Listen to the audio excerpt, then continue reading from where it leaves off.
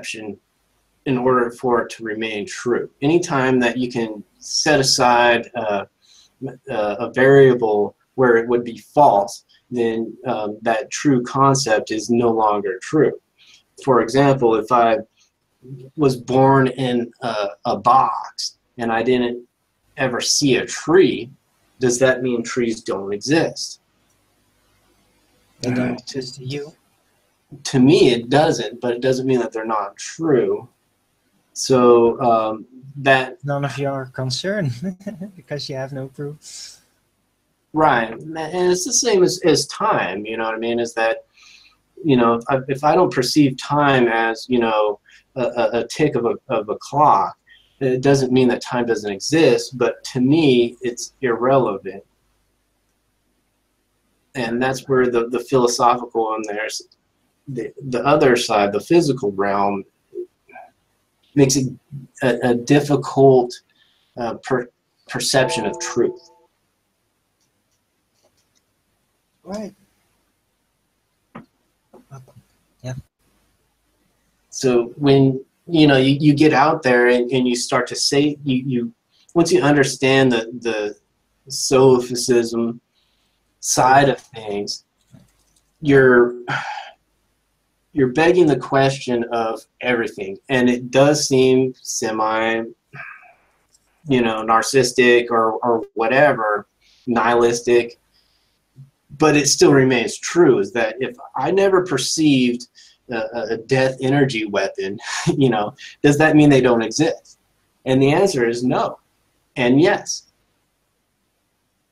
Well, if you can think of it, I have another rule, and that is if you can think of it, there's a great likelihood that somebody 50, 100, 150, and 200 years ago also got that idea. Exactly, and that's when you start to realize that there is no such thing as proof, because all the proof is evidence that one takes in and then makes an assertion to oneself, which is belief, that it is or is not. No, it's not belief, it's trust.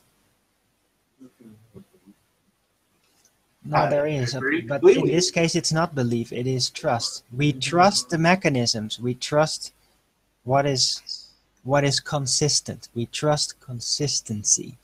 That is the foundation of understanding. Sorry, Pete.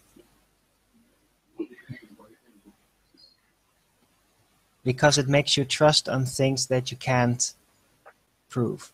And it's not as much as that, as it stops you from caring. So you're just going to accept no matter what. That's true belief.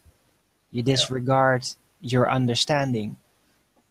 You don't look beyond what you want to know. And that is belief. And that is a problem, because it closes you off for further development. You have to go into things you potentially might not like, or you misunderstand, or have any personal feelings about.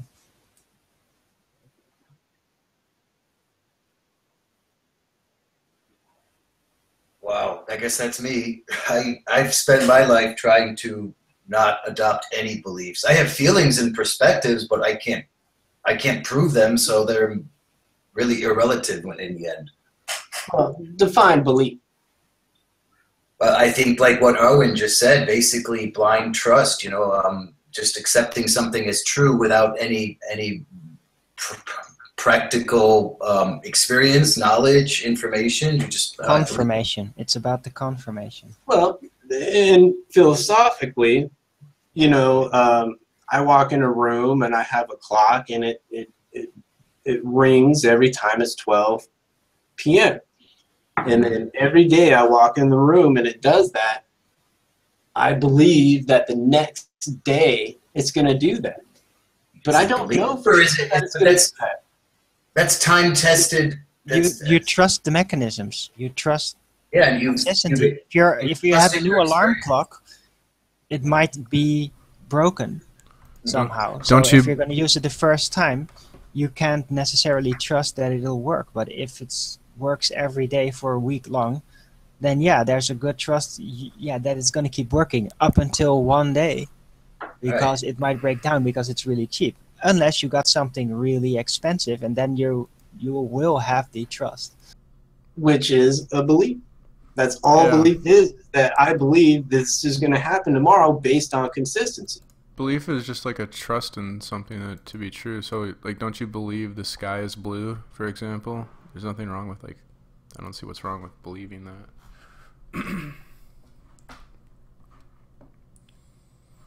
Oh, I got sniped. Of course. Oh, P Mars is streaming.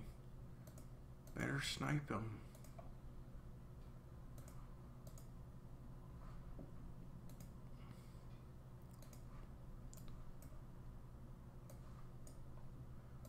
Fucking COINTELPRO got me again.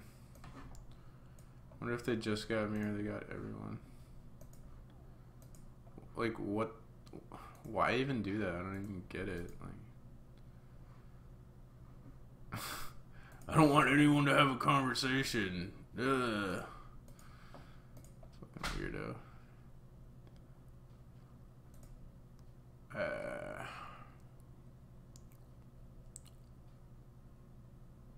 Alright.